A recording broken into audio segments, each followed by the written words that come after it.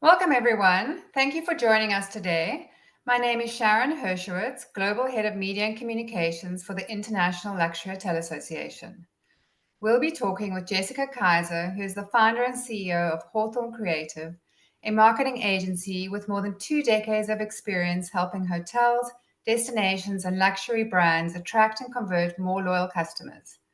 With an award-winning portfolio in brand development, website design, social media management, and all the aspects of digital marketing, Hawthorn Creative has powered brands like Opal Hotels and Resorts, Benchmark Hospitality, Noble House Hotels and Resorts, and hundreds of independent hotels throughout North America.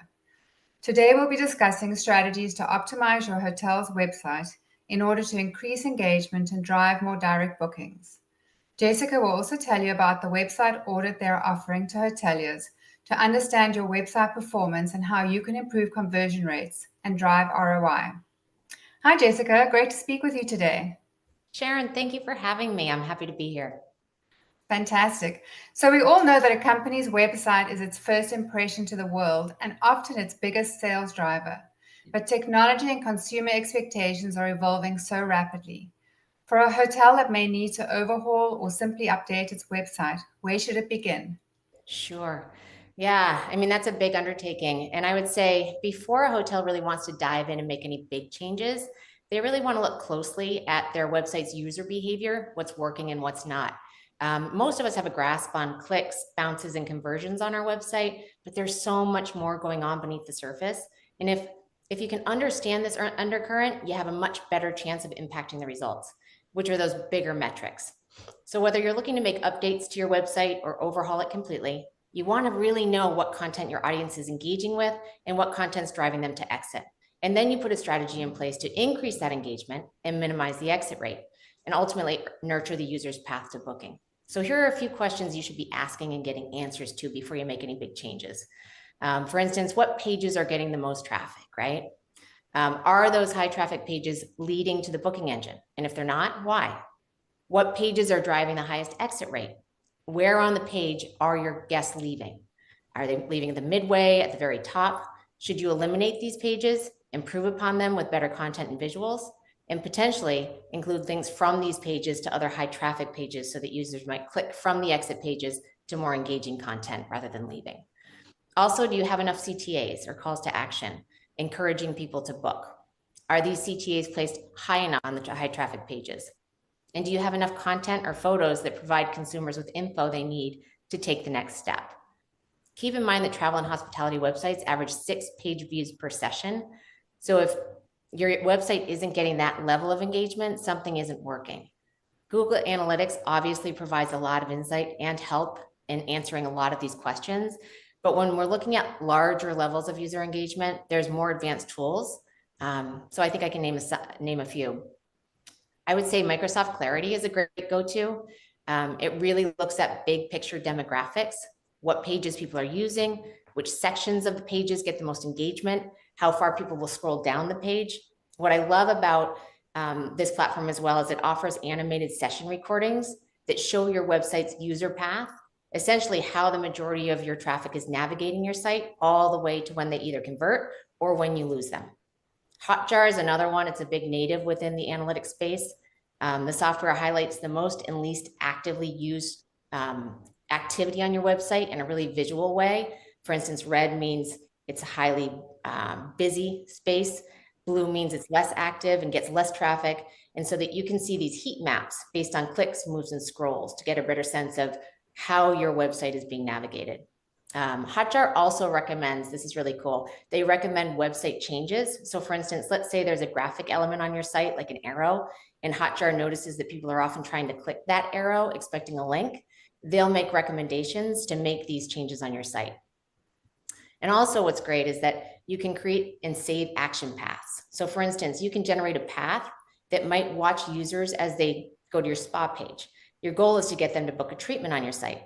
The software will generate reports on the behavior patterns for why individuals are not booking. Google Search Console is another one I would recommend. This platform is a little less website user engagement and more about optimization and structural integrity of your website, which impacts your relationship with Google and your search rankings. Search Console looks at page load speed, mobile usability, whether you have any errors in your sitemap submission. It also drills into errors causing some of these issues and offers info on how to fix them.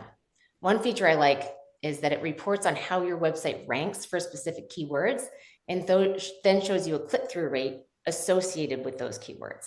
Let's say you rank well for keyword phrase like boutique luxury hotels in Boulder, Colorado, but your click-through rate for that phrase is low.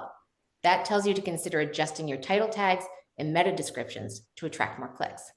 This platform is definitely a bit more techy, but since traffic from organic search traditionally drives the highest conversion rates, it's critical that hotels arm themselves with the knowledge of their website's SEO health. I wouldn't expect really hotel marketing directors to know how to correct all of these issues identified in Search Console. That's what we as agencies do. But I do think it's critical that they're armed with this information and they can ensure their agency of record is truly staying on top of these efforts. I did want to mention, as Sharon, you had shared at the beginning of this webinar, we are also at Hawthorn Creative offering a special promotion on a website audit to the first 10 hoteliers or ILHA members who reach out before May 30th. Our digital strategy team will conduct a website audit of your website. We'll provide top recommendations for improving your website's performance, design, and UX. We'll supply insights to improve conversion rates. We'll review content optimization and tips for improvement.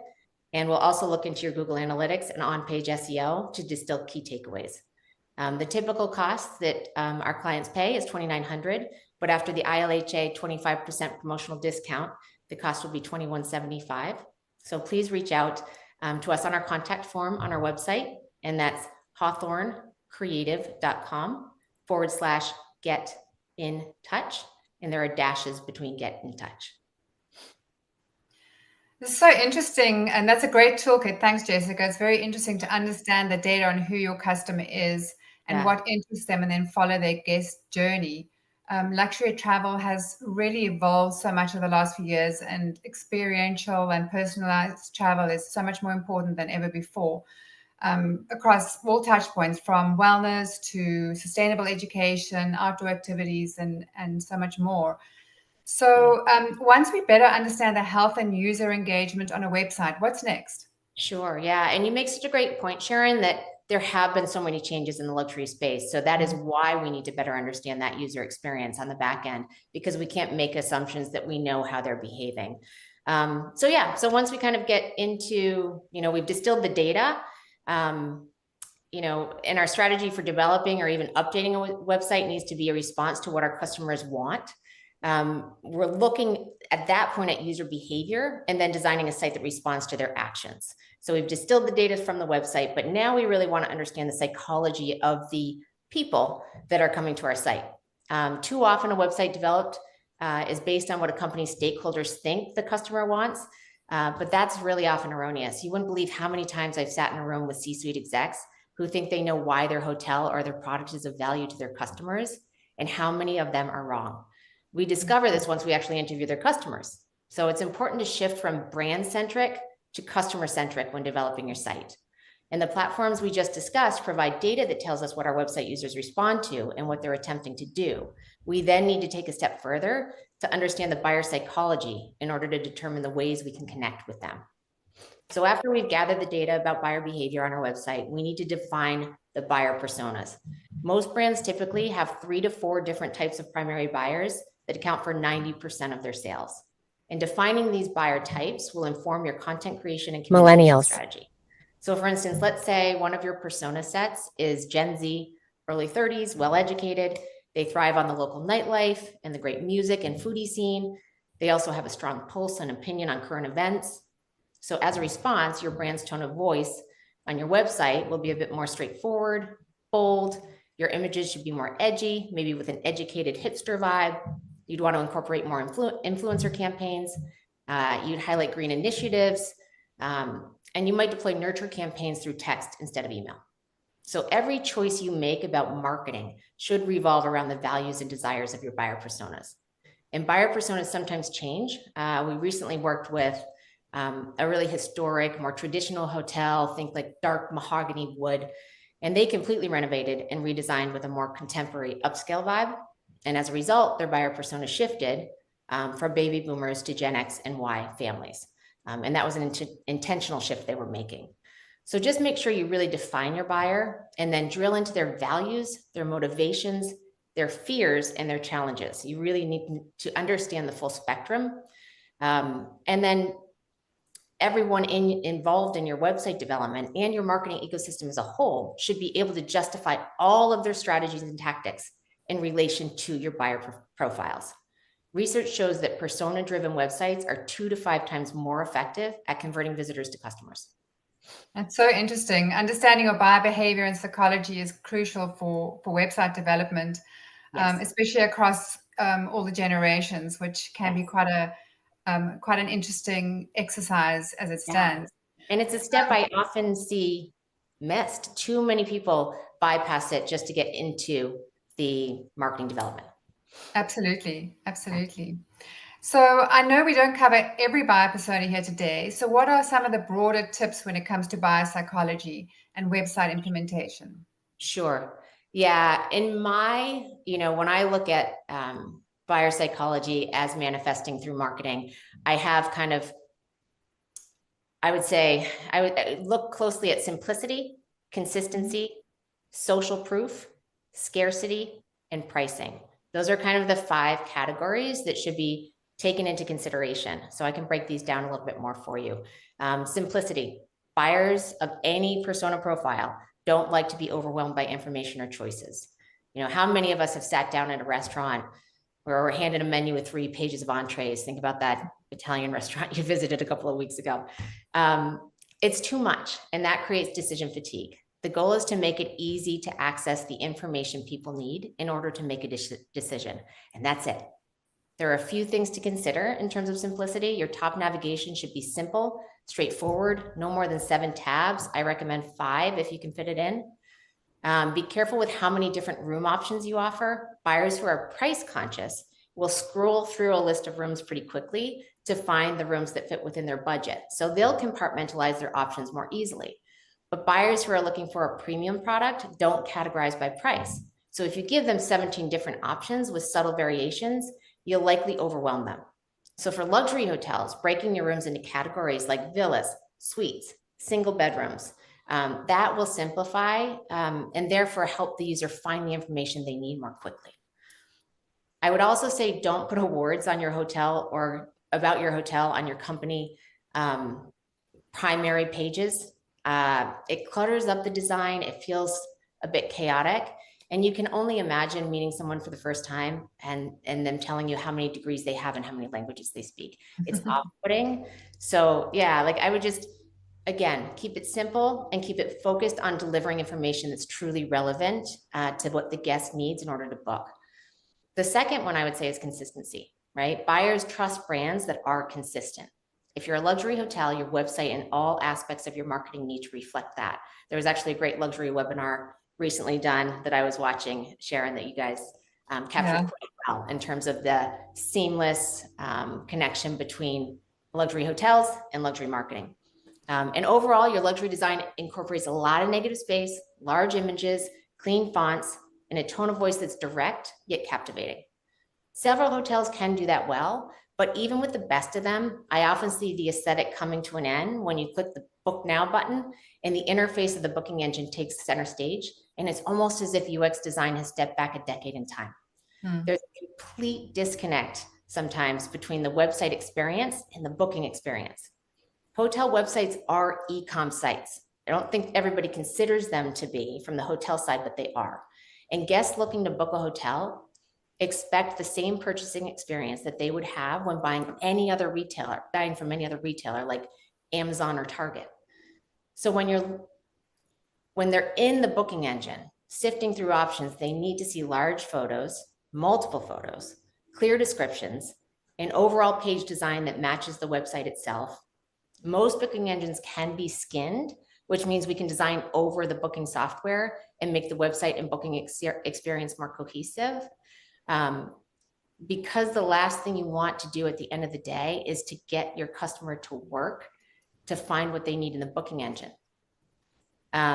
So, oftentimes I see in the booking engine that the fonts are different, the Photos are too small. The date widget is clunky.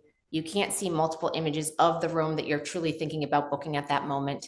The hotel and your website might command an 800 ADR, but your booking engine, the last touch point before they buy, doesn't match. So I would pay close attention to developing a seamless experience from the website to the booking engine. Usually you just need a strong web designer and developer who don't take no for an answer that can bring these two things together. Keep in mind, for independent hotels, 3 to 4% of people who enter your booking engine should book. So if your average conversion rate is under 3%, it's typically because either your revenue management team isn't on their game and your pricing's off, or your booking engine isn't laid out effectively to drive that conversion. Just something to keep in mind. Another one, the third one, is social proof. So people rely on social feedback more than anything else when deciding whether to engage in a new experience. In fact, 81% of people will rely on hotel reviews to help them book. But you don't want them to go back to TripAdvisor to read what people have to say. You should incorporate testimonials on your site. Buyers often know that testimonials are a little bit more hand-selected and biased. So ultimately, they want more authenticity with reviews from the masses. And you can integrate real-time Google and TripAdvisor reviews directly onto a page on your website. And this shows that you're confident in your brand and your brand experience, and you want to show all of your prospective guests what your past guests have to say about you. And by doing this, you're also encouraging the path to conversion because your buyer doesn't have to leave your site to go hunting for reviews. They get the information they need all in one simple, accessible location. Scarcity is the fourth one. And I think we've all been a part of this. People don't like to feel like they're going to lose out, right? So unless you're a really large hotel with a ton of inventory, I would recommend noting how much inventory is available under each room category within your booking engine. So for instance, if someone's looking at your waterside suites, simply show 4 available suites remaining. This is just a straightforward way to give buyers a little nudge and a sense of urgency. And lastly, pricing. We've all had so many conversations about pricing. What should the price be? When should we shift it? And there is a psychology behind pricing. So do you price high to low? Or do you go low to high? If you have a flexible booking engine, the answer is both. So in general, if your ADR is over $400 per night, you price high to low. Because if you're in the luxury space, you're traditionally targeting buyers who are looking for a premium product that provides a certain value. And the price of that is secondary. So you lead with the rooms that provide the best value because that's what they're looking for. So therefore you price high to low because you'll capture more buyers willing to pay for more expensive rooms listed at the top. However, if your ADR drops significantly during your off season, or you need to be more price competitive to fill capacity, you price low to high in order to be more price competitive with your comp set. So during high demand, or when providing a higher price product above 400, price high to low. During low demand, or when your average ADR drops below 400, price low to high. Thanks, Jessica. That is so interesting. Those are some great tools, and also very interesting to understand the buyer psychology, because the luxury traveler really their behavior has changed. We've done quite a few webinars on that. So just great to hear some great tools that people can use. So you mentioned buyer psychology and nurturing the path to conversion. Can you expand on this a bit? I know a lot of hotels struggle with keeping their visitors on their website. Often visitors leave to book on the OTAs. So what are some things they can do to really encourage that path to booking? Sure. Yeah. So this really goes back to the concept of getting inside the mind of each of your buyer personas. What info is relevant to them and what do they need in order to feel confident enough to book? That sequence of information you provide is ultimately the path to conversion. So let's do a quick session on this. Let's say you're targeting small and mid-sized companies for midweek corporate business, right? Everybody wants that, which is a great market to target, by the way, since so many small businesses are now remote post-COVID, and they're looking for accommodations for companies, company retreats, on-site meetings, et cetera. So let's say small, mid-sized business, your buyer might be a business owner, an HR director, or a corporate planner. And let's say they're trying to book a 4-day midweek retreat, bringing 50 people together. So what's going to be important to them? First, they want the overall look and feel of the property, right? We're flying in our entire company for an annual retreat. We want to impress the team. Secondly is meeting space. A small company won't need to book a ballroom. So what types of breakout rooms are available? Third, on-site amenities, pool, spa, restaurants. What's available outside the boardroom for company bonding? Fourth would be destination. Are there fun things to do in the area that are easily accessible by walking or shuttle? Service. Is there a dedicated planner who will coordinate details from arrival to departure? Social proof is another one. Is this property ideally set up to host 50 people for a 4-day retreat? So far the website looks like it's good to go, but corporate planners rely on feedback from like-minded individuals. So testimonials from other corporate planners with past experiences will go a long way. Lastly, we know that somebody bringing 50 people to your hotel will have questions. So you want to make sure that you can answer those. And then communication. They're going to want to know who they can speak to about getting additional information or taking next steps. So this content sequence becomes the structure of your group's meeting page and nurtures the path to conversion. In this instance, the goal isn't to get someone to book. People won't book for a 50-person retreat without talking with somebody. The goal is to get them to inquire. And you need to give them enough information step by step that's relevant in order to get them to care enough to inquire. So going back to what we just highlighted in terms of what was important to that business owner or corporate planner, we then translate that over to a sequence path of visuals, of content that then gets them the information that they need in that order. So if you've got the overall look and feel of the property, you're going to hopefully introduce an amazing video showcasing all aspects of your area and destination, potentially as a banner video on your homepage. Photo galleries are great too. Those go a long way in terms of getting people information they need really quickly.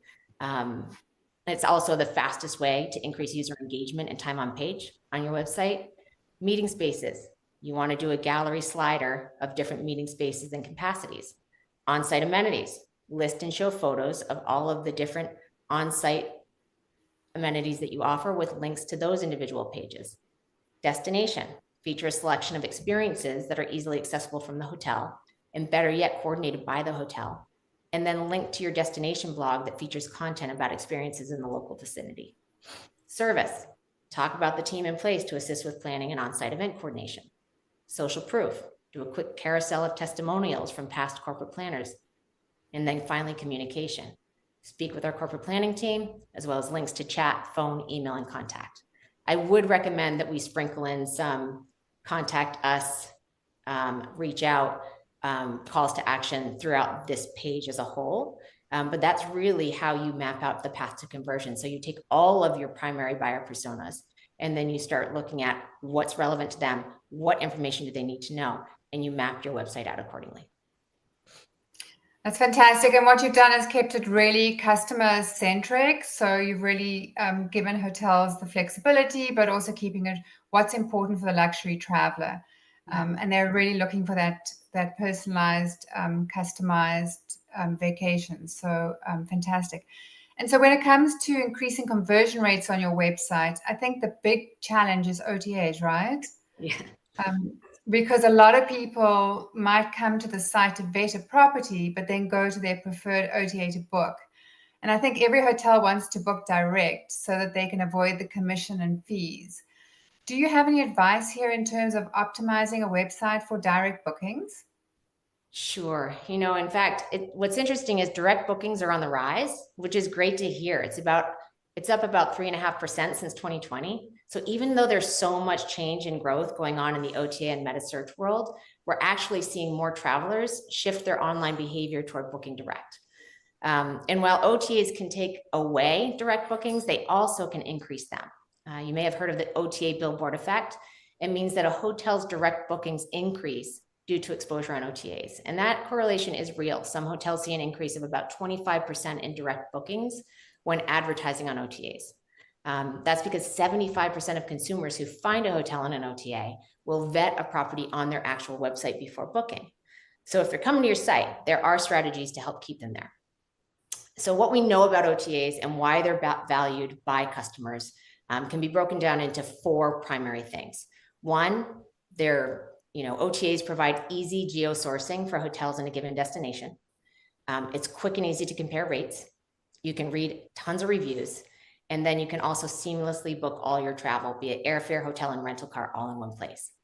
So a hotel strategy needs to focus on creating an environment on their own website that meets some of the needs that OTAs are already providing, thereby reducing the dependency and loyalty that people have on OTAs. So here are some of the ways that you can do that. If you can guarantee that you offer the lowest rate compared to the OTAs, communicate that up front.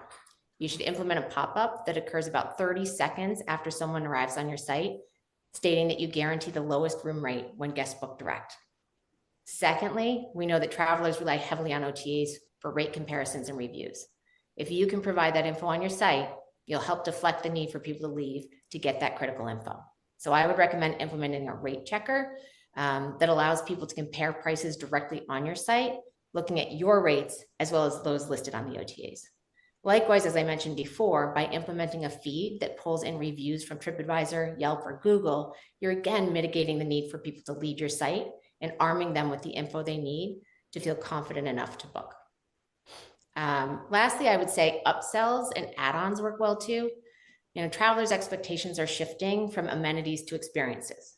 And you can offer a free spa upgrade, 2 free drinks at the bar, or maybe 10% off your local activities, whether they're horseback riding, archery, ski packages, you name it. Or maybe guests could customize their room experience, like custom stocking the minibar. If you can promote those enhancements with a pop-up that says, book directly on our website and customize your entire stay with room upgrades, local activities, and on-property discounts all in one place. You'd of course need your booking engine to be able to integrate these upgrades at the point of purchase. But by offering the ability to book not just a room, but multiple experiences, you're mirroring the OTA booking environment in a way. Travelers being able to seamlessly book hotel, airfare, and car rentals all in one place. This is what they've come to expect. So now you can offer your guests the ability to select and bundle amenities, upgrades, or experiences that they can have during their stay at your hotel, all in one booking environment. Keep in mind though, visitors will come to your site on average 6 times before they book, and they'll visit an average of 6 pages per visit. So if you have ample opportunity to deliver different strategies, you know that they're coming back six times to keep them engaged, informed, and ultimately booking direct on your site.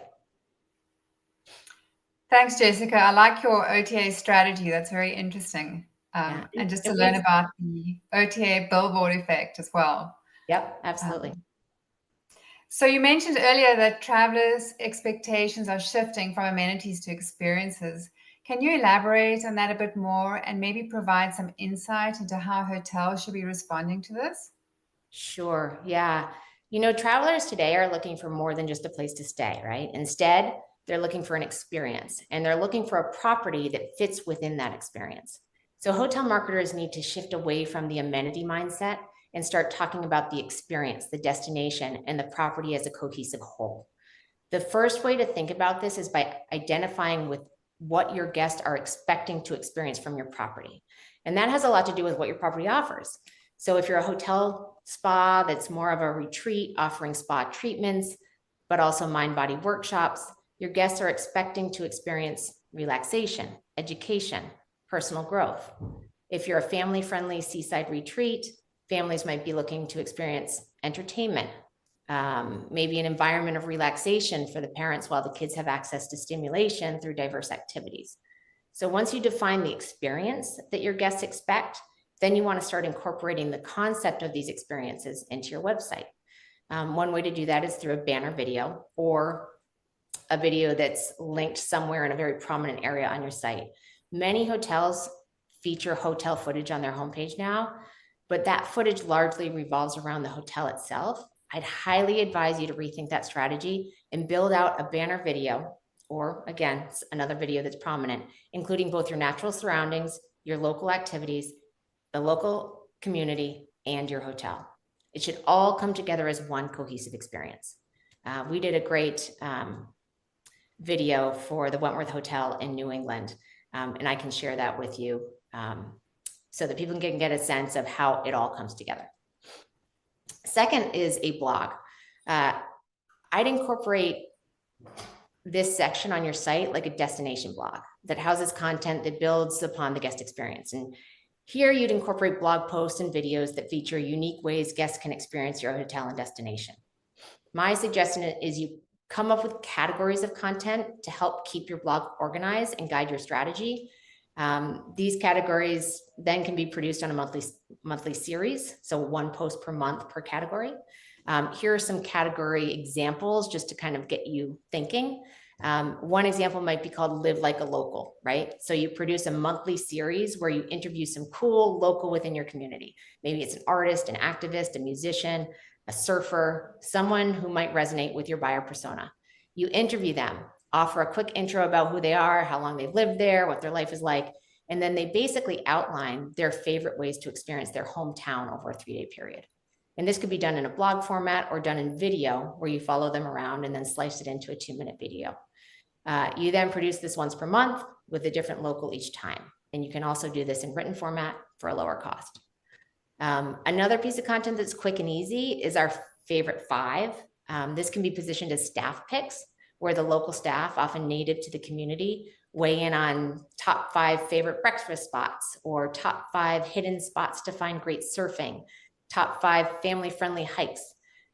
You list out each of these favorites with a description of what makes them unique, along with relevant links to external websites. This, again, could be a series that you post once per month. It not only becomes a great way to showcase the destination experience, but it personalizes your hotel by sourcing info from your local staff. It also provides a great resource for guests so that they can ultimately access the best experiences, create a more memorable stay, which then helps increase repeat visits. You could also consider a great thing that guests are always looking for is local happenings, right? So this features up and coming events from comedy shows, wine and food festivals, gallery openings, concerts. This can become time consuming to stay on top of, and event dates change, etc. But there are ways to integrate your website with an API that pulls these events within a certain radius from your hotel and then keeps this event info current in real time. So with these APIs, you can even filter into event categories you want to promote on your site and those you don't want to promote, allowing you some control over the types of events and festivals that you promote, but also allowing you to be hands-off so that everything is maintained for you in a real-time environment. Go ahead.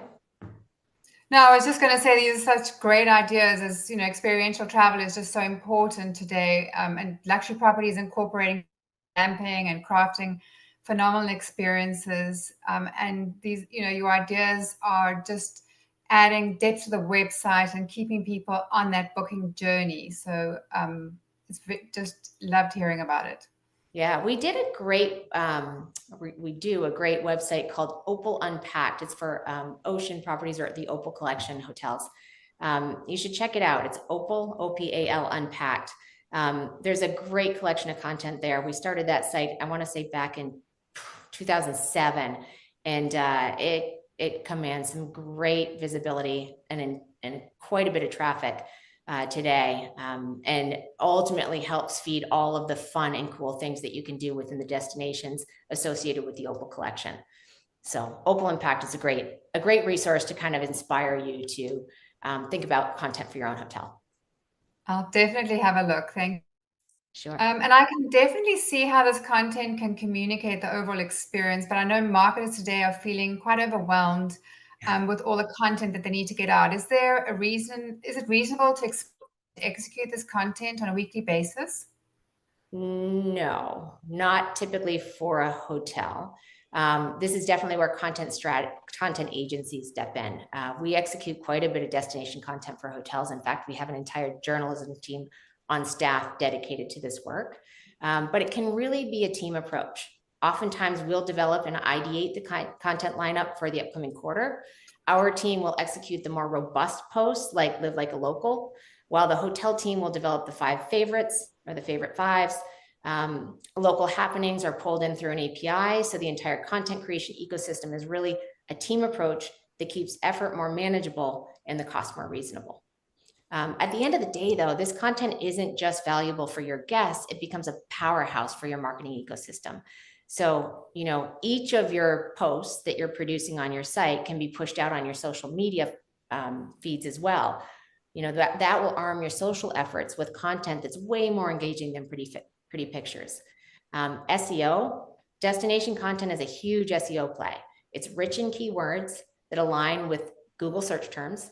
Google rewards websites with frequently posted content, and your content will likely link to other external websites.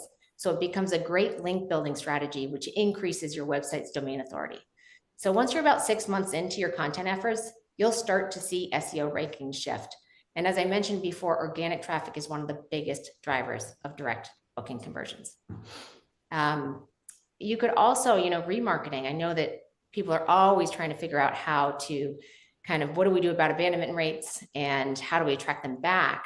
We could do a whole other webinar on that, but destination content has a huge pull on people considering your hotel. Since visitors will likely visit your site 6 times before they book, you want to stay top of mind in the interim. So you could remarket ads for your hotel exclusively, or you could run an ad that features the 7 little known wineries to visit in XX location surrounding your hotel, and then link back to the blog post that features those wineries with multiple links that link to your booking engine to book now. And lastly, email. Blog content can be incorporated into your email marketing, so you aren't just sending self-promoting emails with offerings. Now you're ultimately sending information of value that encourages people to come experience your hotel and destination. In fact, we have one client who's a property management company, and we execute content that's emailed to their past guests each month. And they correlate an average of $240,000 in booking revenue per email sent. So while content can feel time consuming, expensive, and almost a nice to have, not a need to have, the return is very much worth the investment, and it generates customer engagement and brand loyalty. Absolutely. Thanks, Jessica. This has been so informative. Sure. Now we have a couple of questions from our audience that are coming in. Let me just have a look. All right, the first one is, when developing destination content, is there an average word count that's optimal for web pages? Sure, yeah. Don't be too brief. Google does tend to dismiss pages that are less than 250 words. The preference is right around 1,000 words, if you can extend it that long. Okay, and then what content management system do you recommend? Yeah, I'm partial to WordPress. It has access, some people will try to talk about these really advanced, complex CMSs, but WordPress has access to thousands of high-performing plugins that allow for integrations like scheduling, event booking, e-commerce. I would try to avoid building with a WordPress template because it will really limit design flexibility and the code can be really subpar. So I'd make sure your web agency is committing in writing to a unique design exclusive to your brand with a custom-built WordPress code. In the past, we've built websites in different CMSs, Drupal, Ruby on Rails, you name it. But when clients do that, they're really limiting themselves to only those developers and agencies who know that code. And then you're handcuffed to those specific developers. So, WordPress is the most widely used CMS in the world. It integrates with virtually everything, including all of the marketing automation systems that hotels are using. Because it's so well known, it was also struggling for a while with some hacking. People were, frustrated because so many developers were getting into the CMS and, creating chaos with some hacking. But it's changed, and the technology is so much more advanced today. With the right hosting environment and regular monthly plugin updates, WordPress is a powerful CMS that can meet the needs of almost any small, large, mid-size hotel, and even kind of boutique management company. So yeah, I stand behind WordPress all day long. Great, that's good to know. And then we have another question. What should a hotel expect to budget for a new website and for marketing as a whole? Sure, yeah. Think of websites as kind of like buying a house. You can buy a house for $200,000, you can buy a house for $2 million, and what you get is drastically different. The biggest factors that drive cost is page count and functionality. The more pages means more content, photos, and design. Functionality is the other big driver. Integrated e-com, dynamic content, scheduling features, all of that can drive up the cost because it drives up development work and oftentimes customized development code. A very basic yet well-coded, well-designed website with structural integrity for maybe 10 pages with limited functionality should run about $30,000. And you can get that for less, but you get what you pay for and you'll feel the pain.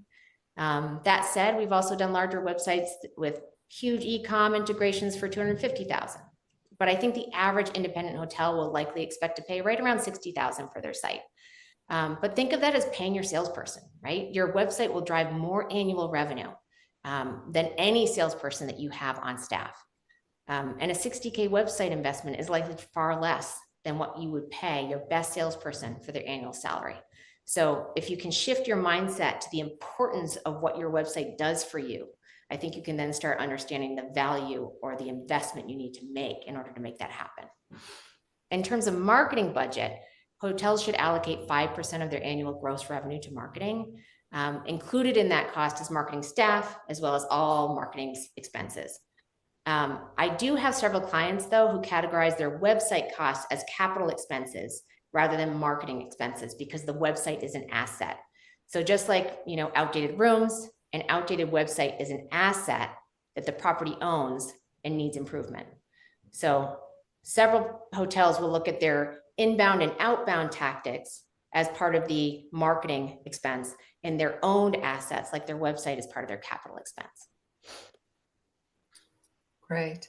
And then the last question is, are there any critical elements to consider in terms of responsive design? Yeah. Well, I think any agency that's worth their weight today will develop a website with a very solid responsive environment. I am seeing, I'm still seeing critical elements that are being missed, even with great agencies. For instance, the size of the responsive buttons need to better match the size of a human thumb. All phone numbers need to be text to call.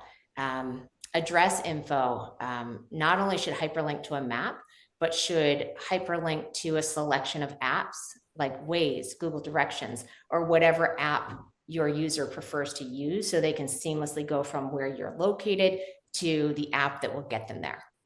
But here's an interesting stat. More than 65% of online retail orders are completed on mobile devices, but only 25% of hotel bookings are booked on mobile devices. So that begs the question of whether hotel booking engines have the responsive environment necessary to push the transaction to the finish line. And we discussed that above. And again, this is where I would really work to have your website agency skin or design over your booking engine, so the booking experience, as closely as possible, emulates a retail experience. Booking engines do have limitations, and skinning can only do so much, but it's a start. I regularly say to hotels that they should demand more from the companies that supply their booking engine. And I'll back up and say that, my biggest mentor in my career was Bob Horgan, who founded New Market Software, which has now become today Amadeus. So I understand the work and the complexity that goes into these hotel software booking engines. It's enormous, but the booking environment needs to be more than robust technology. It also needs to present an optimal buying experience like any other high-end e-com environment, both on desktop and on mobile. Great. Thanks, Jessica. This has been an amazing conversation. And to close, we'd like to thank everyone for joining the International Luxury Hotel Association's webinar series. If you found the webinar to be of value, please do share the recordings of past webinars can be found on the ILHA's website, the ilha.com, under events. And you'll also have contact info for Hawthorn Creative. Thanks, Sharon. I appreciate your time today. I'm grateful to be here.